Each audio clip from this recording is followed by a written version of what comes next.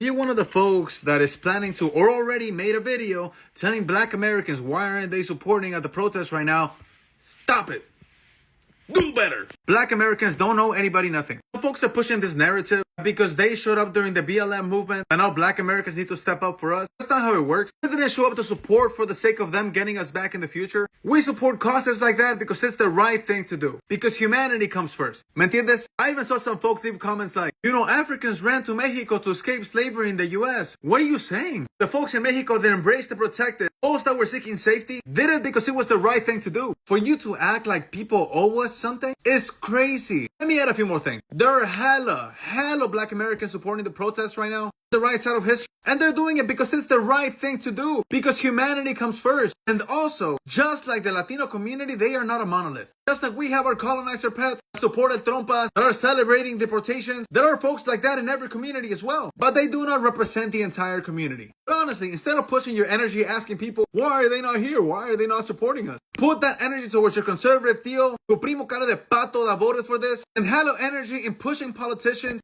Call them, email them, call them out on social media to advocate to do the right thing for humanity, to be on the right side of history. This is a big topic. I could talk so much more about this, but I'm going to stop right here. Familia, what did I miss? And if you agree with what I said, don't forget to follow, send this to someone that needs to hear it, and support me on YT if you don't already. Adios.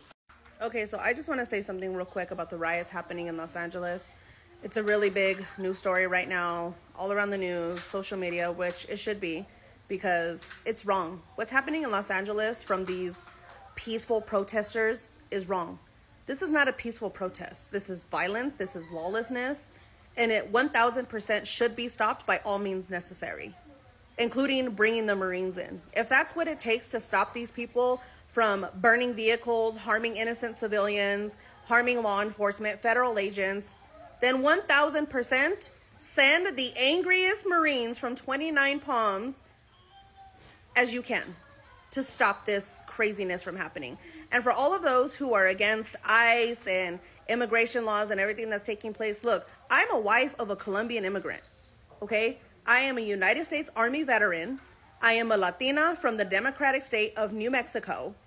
So if anybody, I have a right to speak on this, okay? Look, my husband came into this country legally. He did it the right way. It took a lot. It's not the easiest thing to get, a visa to come into the United States, but he did it the right way, okay? And he's still doing it the right way. He's never had no criminal history. He's never been in trouble for anything, committed any crimes. And you know what? He's not being deported. So you know what? These immigration laws, they're fair.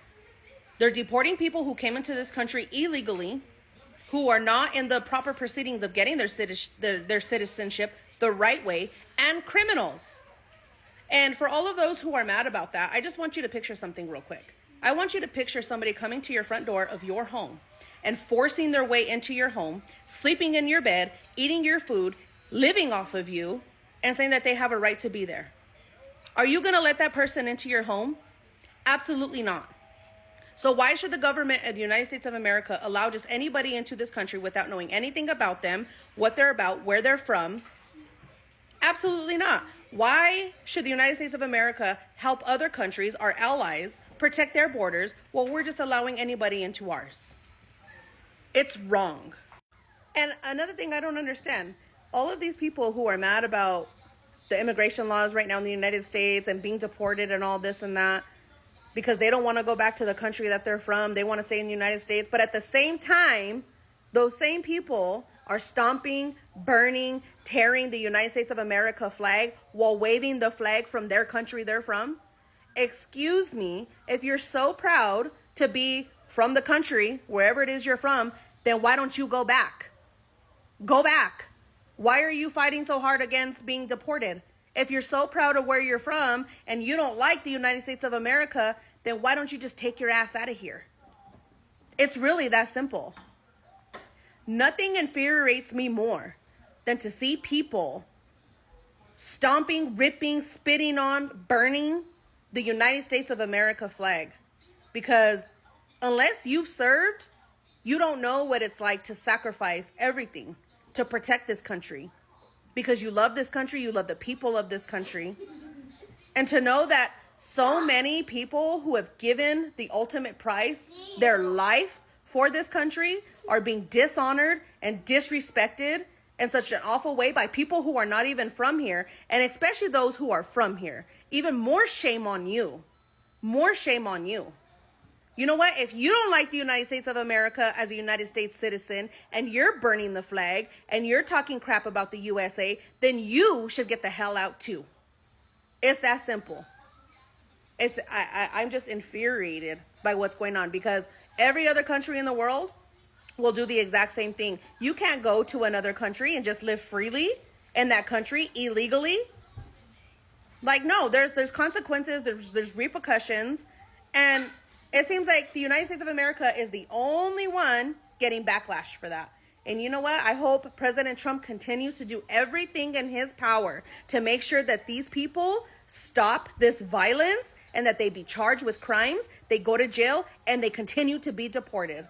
I don't care who doesn't like what I'm saying. I don't care who gets offended. This is the United States of America, and as somebody who served, you take an oath to protect the Constitution of the United States of America against all enemies, foreign and domestic. And when you are in the United States and you're attacking federal agents, you're attacking law enforcement, you're harming U.S. citizens, you are now an enemy of the United States of America, whether you're from a foreign country or whether you were born here. Black people are tired of being a bank where everyone keeps making withdrawals and no one ever makes a deposit. And I want you to think about that. If that was your setup, would you still want to give? Especially for those of us in the Hispanic community, because it's about patterns that we've inherited and the harm that we've ignored. Me, myself, I'm Puerto Rican. I've seen how anti-Blackness and colorism still show up in our homes, in our language, in our media, in our families. In many families, darker skin is treated like a disadvantage. When solidarity is needed, hesitation shows what's been internalized, and too many of us were raised to believe that aligning with Blackness meant losing something: safety, opportunity, acceptance. And we were taught the proximity to whiteness would protect us, that staying quiet was safer. So if we don't unlearn that, we end up repeating the same harm we say we stand against. So disengagement is not okay. What's happening to immigrant communities right now is devastating. I'm not taking away from that, and it does deserve compassion and support. But a good portion of that fear didn't come from distant forces, and it came from within our own communities. I've spoken out because I've watched people I know support systems that were never created for us to begin with. Systems that weren't designed to protect us, only to use us when it's convenient. So while I've raised my voice, I also know too many that have stayed silent, or worse, they chose power. We don't get to ask for empathy if we're unwilling to confront the harm our silence helped protect. And contrary to popular opinion, holding each other accountable isn't betrayal. It's how we begin to heal. So to the Black women and men that are saying we've poured into everybody and got nothing back, you're not wrong. You've carried movements, you've carried communities, you've carried generations without rest, without complaint, without question. And we cannot undo the silence that already has happened, but we can take responsibility for what happens next. I think people are not realizing we have way more similarities than differences, and we have more power together than we do apart. So look to your Black brother or sister, look at them and say thank you, and I see you. Simple as that. Strike up a conversation, get to understand, because that's all they're asking for, to be seen and to be appreciated for all they do. This is a really common sentiment that I'm seeing online, and while I do think that you're 100% valid in the way that you feel in your experience with racism from the Latino community, because let's be real here, Latinos, like a lot of Latinos are fucking racist. A lot of them are colorist as well. However, a lot of Latinos are also not anti-Black. A lot of Latinos are also willing to call out the colorism and racism towards melanated communities even within our own community. Generalizing a whole population based on your personal experiences is not it, but you are 100% valid in the way that you feel. However, the rest of your talking points in that comment thread, Another common sentiment that I'm seeing online is that a lot of Latinos voted for this. And as someone with family members who also voted for that, I don't claim them. California is a blue state, so the majority of the people here voted blue regardless, it doesn't matter, and it shouldn't matter in terms of humanity and empathy, but I do feel that talking point should be made when discussing what's going on here in LA. On top of that, a lot of the Latinos being detained right now could not vote. And you know what's worse? They're outside of elementary schools. They are intimidating families. They are taking and detaining children and putting them in zip ties. Also, one of the most important things to keep in mind is that this affects minority communities in more ways than just immigration, because Adriana Smith is still being kept on fucking life support. There's also a Haitian woman that people seem to have forgotten about who died in ICE custody. Her name is Marie Angie Blaze.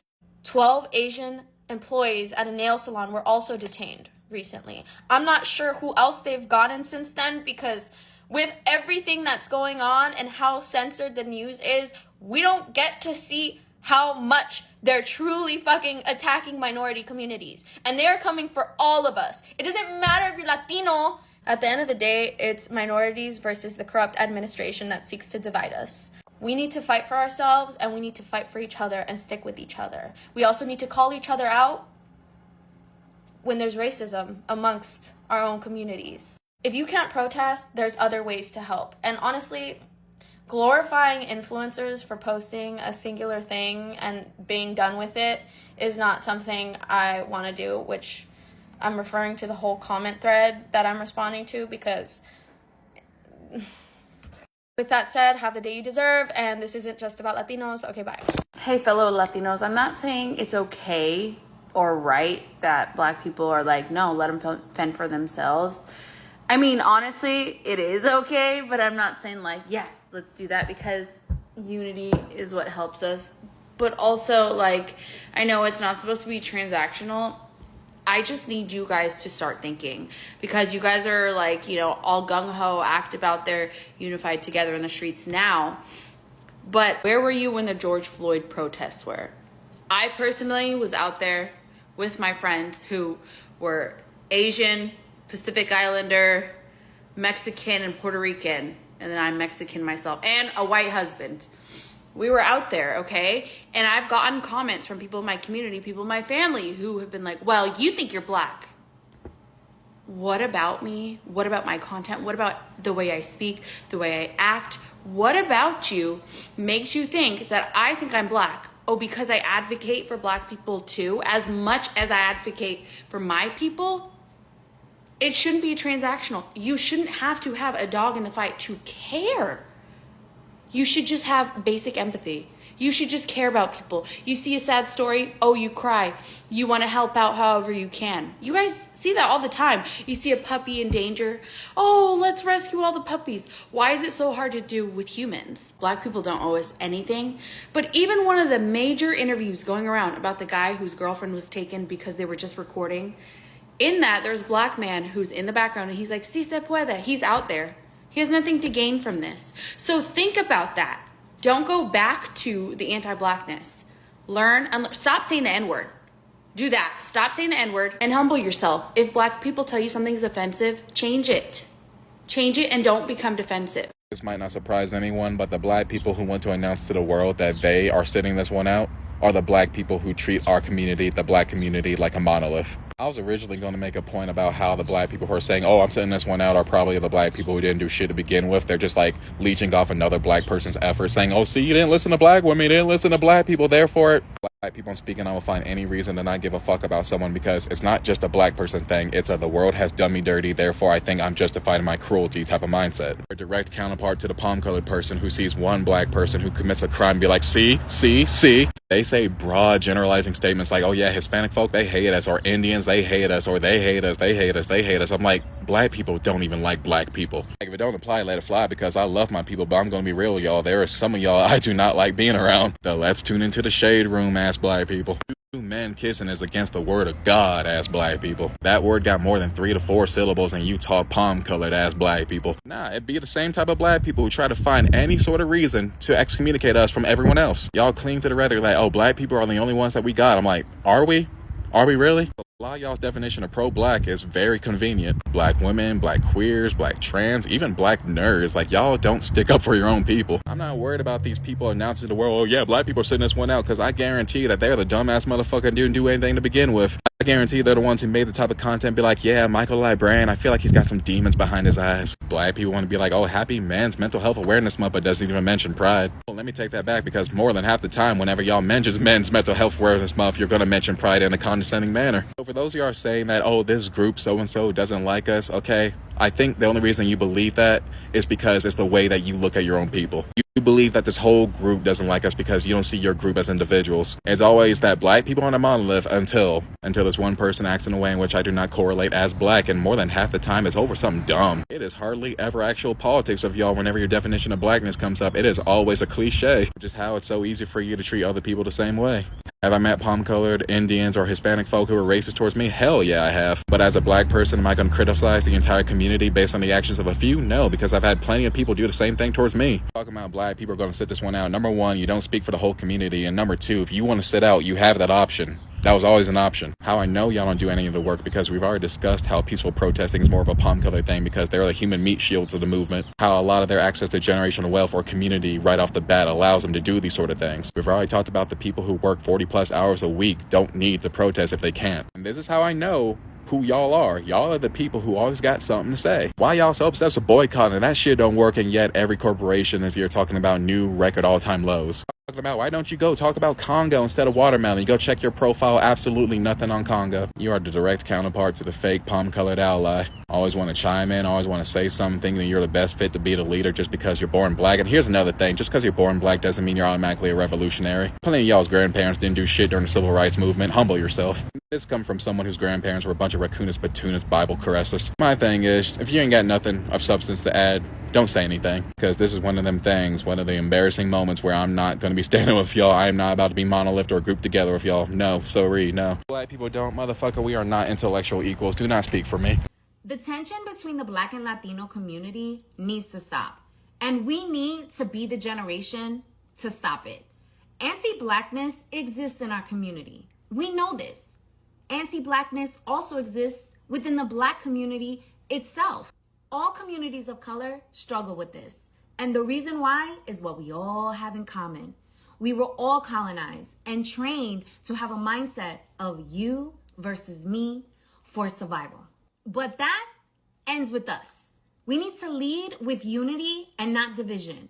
We have to be the change we want to see. We have to stop pointing the finger in both communities and make the decision that we are going to choose to be united versus divided. I'm not going to pretend like I have all the answers, but here are examples of how you can show up differently and be the change you want to see. Number one, share stories of solidarity. Share stories of love. Share stories of when you have experienced the Black or Latino community showing up in your spaces. We need to shift the narrative. Number two, if your reality is division between the Black and Latino community and your goal is unity, then it is up to you to seek out examples of when the Latino and Black communities show up for one another, where they show love, where there is actual solidarity, because guess what? It exists. And if you need a place to start with me. I am happy to be a part of your network of Latinos who have nothing but love for our Black sisters and brothers. Number three, ask your neighbors how you can be helpful. You need to lead with your heart in this moment. That is the only way that we are going to experience an actual shift. We have to show up as human beings. We have to show up vulnerable. We have to show up as the change that we want to see. Lastly, ask others to join you. Let's actually start in the comments. Share your stories of solidarity and love. If members of the Latino and Black community have a hard time seeing it, let's show them how it's actually done. I stand with my Black brothers and sisters, and I also stand with my Latino familia. But the change, it starts with us. I love you. If you love Mexico so much, go back. If you love Mexico so much that you're going to be protesting, waving a flag, go back. That is something that I have heard over and over again, and it pisses me off. Because you could be proud of who you are and where you came from, but also know that said country does not give you the opportunities that another one does. you could still be proud of who you are. You could still be proud of where you came from. Two things can be true at the same time. There is nothing wrong with anybody that has immigrated here from another country being proud of who they are. And if they want to go to a protest and wave their flag, there's absolutely nothing wrong with that. Because again, you could still be proud of who you are, be proud of where you came from, but know that you have more opportunities for your children here, more opportunities to earn a better wage. I don't understand anybody's concept with that. It is the same shit as, let's say, having a family member, a parent that's super toxic, has done things to you that you just cannot tolerate, but you love them wholeheartedly, but you know that they are not good for you in your life. So you have to step away from that relationship, but you still love them with everything you have. Same type of thing. Get a grip, y'all.